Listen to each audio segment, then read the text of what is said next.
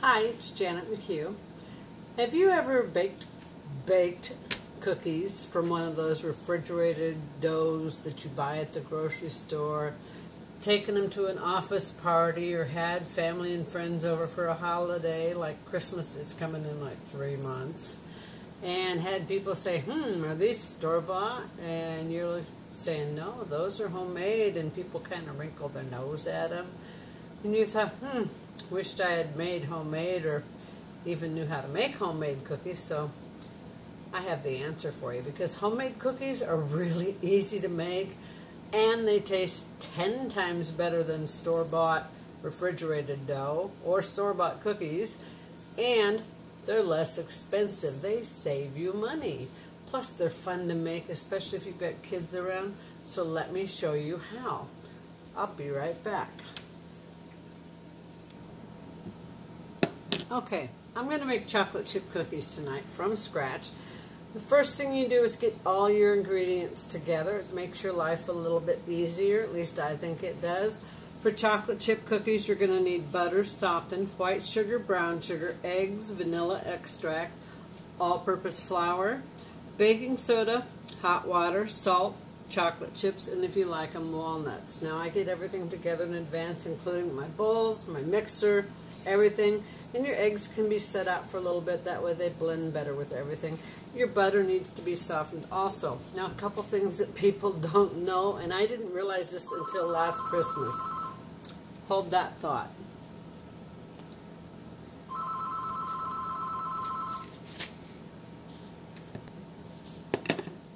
Okay, I'm back. And I bumped my camera, so let's see if we can do this.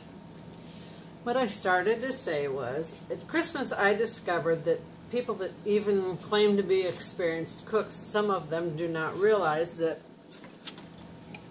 this type of measuring cup is for liquids, okay, like milk, water, oil, that type of stuff, okay? And this type of measuring cup, or this type, okay, they're the same thing, are for dry things like brown sugar or flour. So what I'm doing right now is I'm prepping all my ingredients, measuring everything out in advance. That way when it comes time to mix everything, I'm just boom, boom, boom, everything down the road. Now, when I measure my flour, I have my hand sifter. You notice it's in a bag, that way it doesn't drizzle my flour all over my counter. I'll measure part of my flour into it. When I'm ready to mix it into my butter and sugar and eggs, I'll sift it in, measure some more flour in, and sift it in. That's part of the reason my cookies are the bomb, according to people. Okay? That's one of my secrets, but I'm not giving them all away. Anyway, here we go. I'll be right back. I have to measure out all my ingredients. Okay, my ingredients are measured out. Most recipes say to beat your butter and brown sugar and white sugar together, then blend in your eggs one at a time, and then add your vanilla. Stop right there. Here's what I do. And I'm really, truly known. I bake about 1,200 cookies every year for Christmas, because that's all anybody wants from me. First of all, I beat my butter or my margarine till it is light and fluffy like this. That's my very first step. Before I ever add any sugar to it at all, I do that. Now I'm going to scrape that with a spatula. I'm going to add in my white sugar, beat it again till it's light and fluffy. Then my brown sugar, do the same thing, and then I'll show you what it looks like, okay? And I'll be back. Okay, I've blended my butter till it was really light and fluffy. Then I added in my white sugar, did the same, now my brown sugar. Now I'm going to show you what it looks like. It might not look light and fluffy, but it really is. I put it on high speed on my mixer and put a lot of air into it. Now, I just want to show you, I do not have a big stand KitchenAid. There's my mixer. It's a little Hamilton Beach, okay? I've never had a great big mixer. I've always used a little hand mixer. They last for years. My first one lasted for well over 25 years. Hoping this one does the same. So anyway, why buy a great big one when this one does the trick? So next I'm going to be adding in my eggs one at a time and then my vanilla. And with that being said, I'll be right back.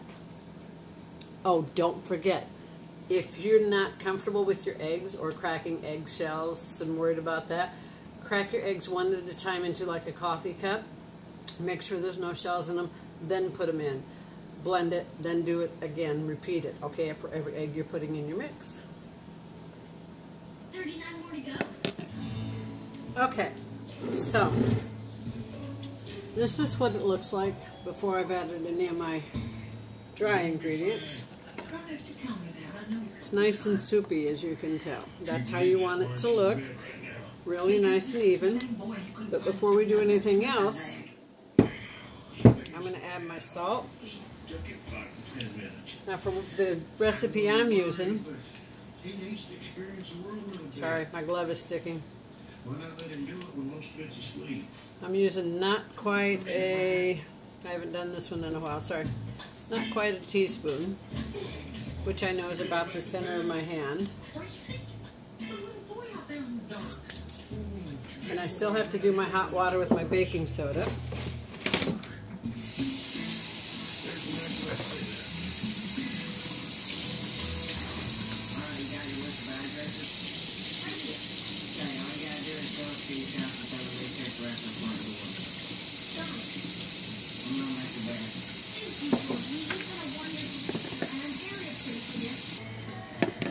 Okay, so hot water and baking soda dissolves it real nicely. I'm going to add that along with my salt, which is already in there. Yes, I'm doing the work day rule. I take care of our chickens. When I grow up, I plan on being a theoretical physicist. Cool. I'm sick of chickens. Alrighty then. Have a nice day. You too. Oh, cool. It's Monday.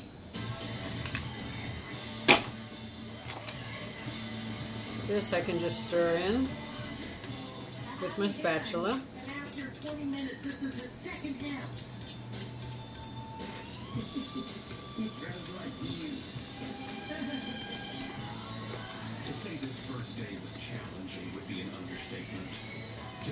So when I start adding my flour, which has already been sifted, as you can tell, because it's nice and light, I do it by hand with my spatula. I'll switch to my mixer later. Believe it or not, we're almost done with our cookie dough. But I add it slowly. I add a cup at a time. I get it mixed in.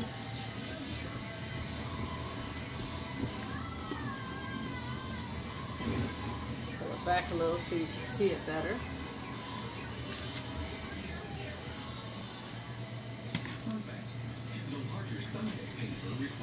Now if you want this exact recipe that I'm using, which my mom taught me to make, and her mom taught her, and her mom taught her, you can go to my website, which is janetmchugh.com, and sign up for my email, and just put a note in that that's what you're requesting is my recipe for chocolate chip cookies.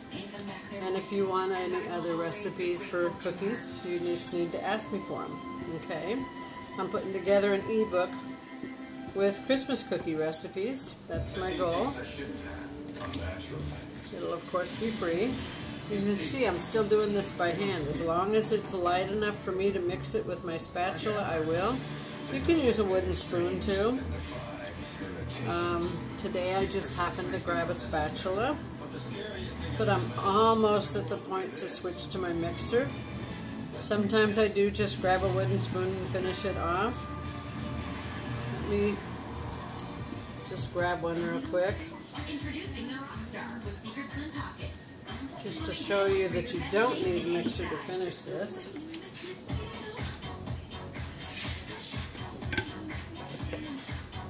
Put that, everything that I've set aside, my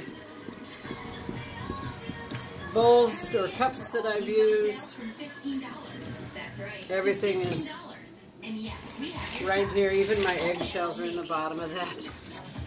That way cleanup is really easy and I'm not messing with it. All my measuring spoons, everything, and then when I'm done, I'll just clean that little bowl out.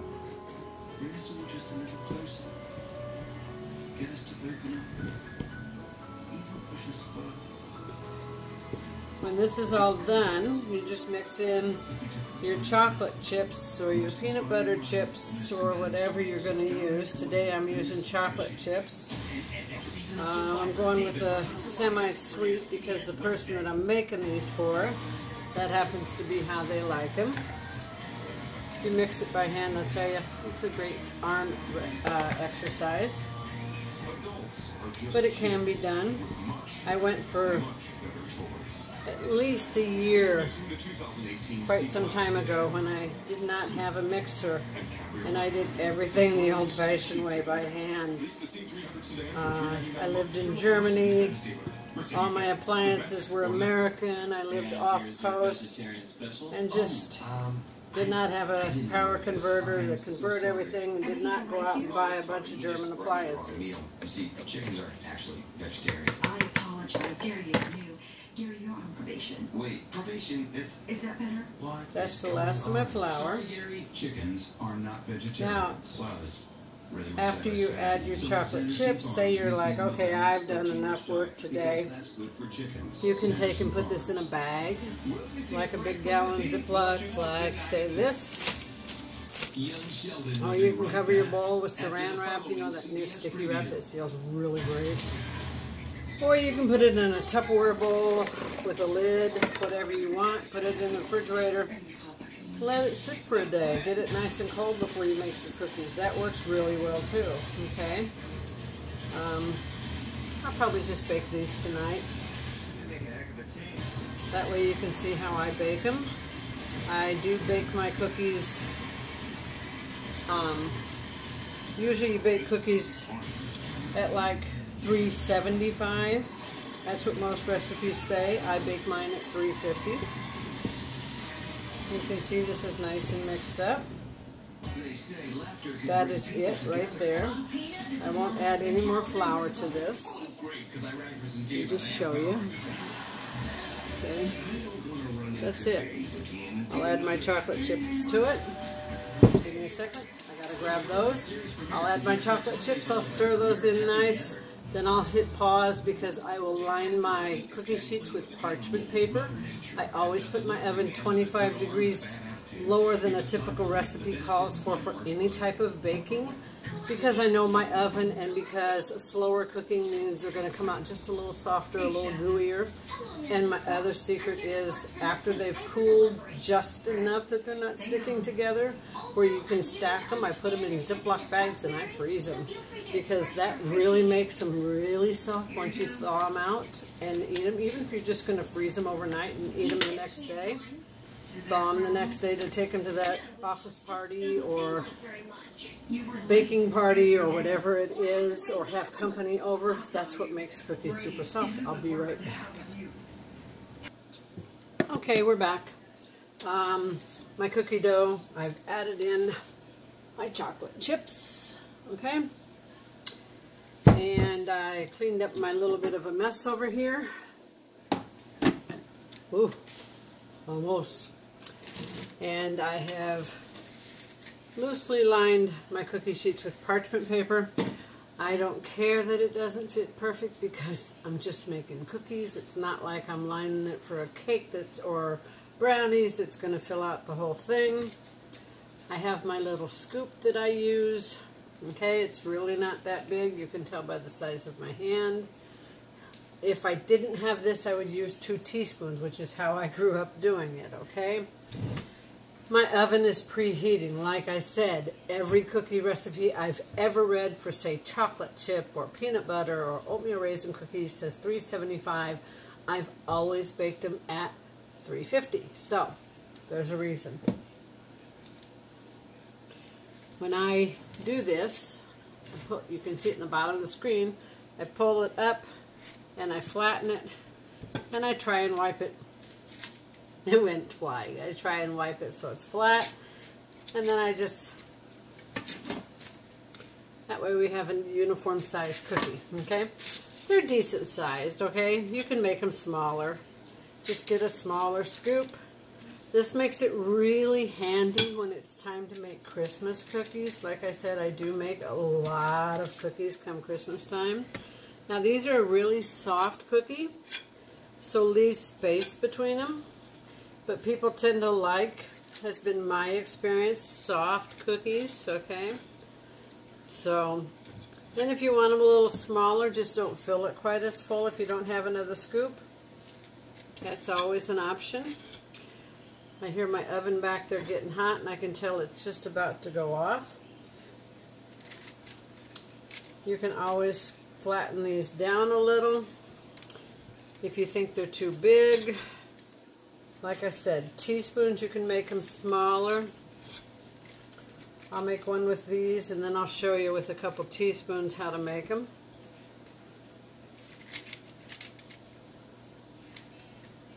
You can see I'm flattening each one. Some of my cookie sheets are big enough that I can put 15 on them. I really could on these, but they're such a soft cookie, again, that I'm not gonna. It's a decent sized cookie. I want to allow them room to spread out without touching each other. That way they come off really easy. Okay, so let me real quick grab 2 teaspoons. Sorry about being off camera for a second here. Teaspoons come in different sizes. I grabbed 2 of my absolute smallest teaspoons, okay? So I've got one ready to go, the oven about ready to go off. It's still preheating. I just want to show you that if you're doing them with spoons, let me rearrange so you can actually see maybe what I'm doing.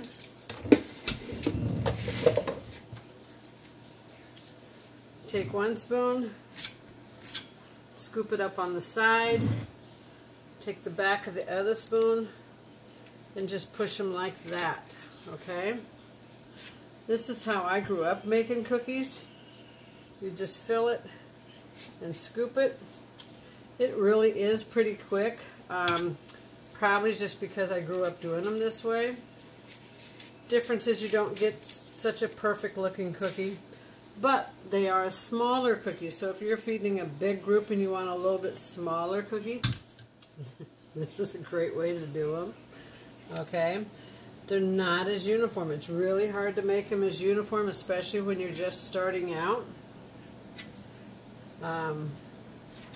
Like if I was going, I don't know, to a Christmas party and someone said, hey, can you bring 6 dozen cookies, I'd probably be doing them this way.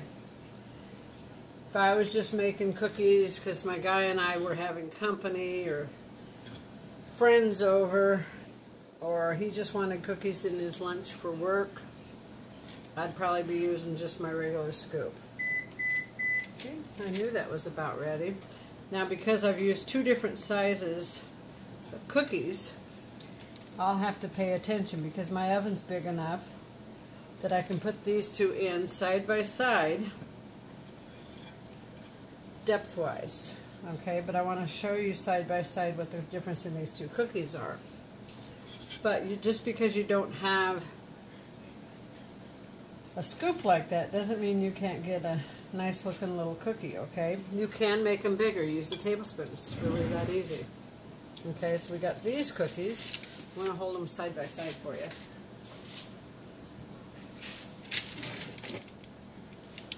See? There's the difference. There is a difference in them. These are more rounded, a little bit bigger. These are definitely going to give you more of a homemade look to them, okay? If that's all you're going after, use the spoons. Alright, I'm going to put them in the oven, and when I pull them out, I will show you how they look, alright? Too bad we don't have smell-o-vision. Okay, I'm back. Cookies are out of the oven, and next batch is in.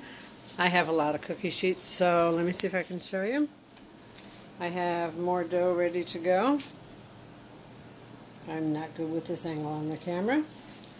There's my next cookie sheets ready to go.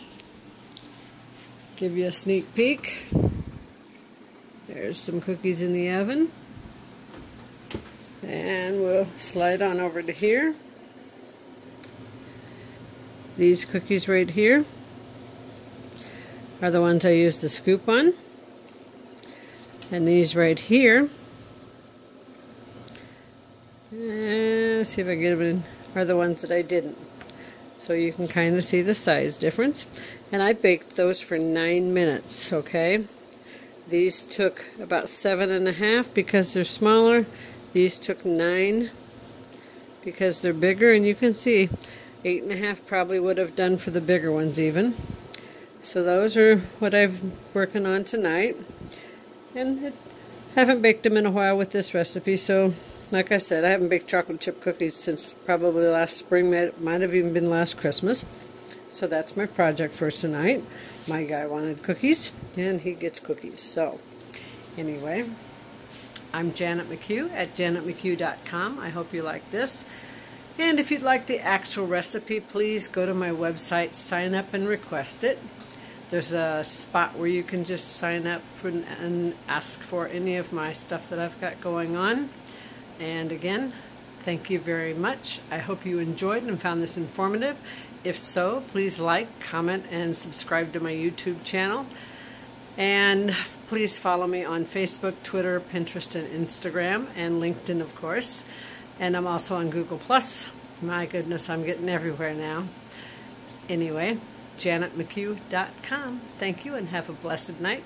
And you enjoy your homemade cookies that are really homemade and not out of a tube. Thanks. Good night.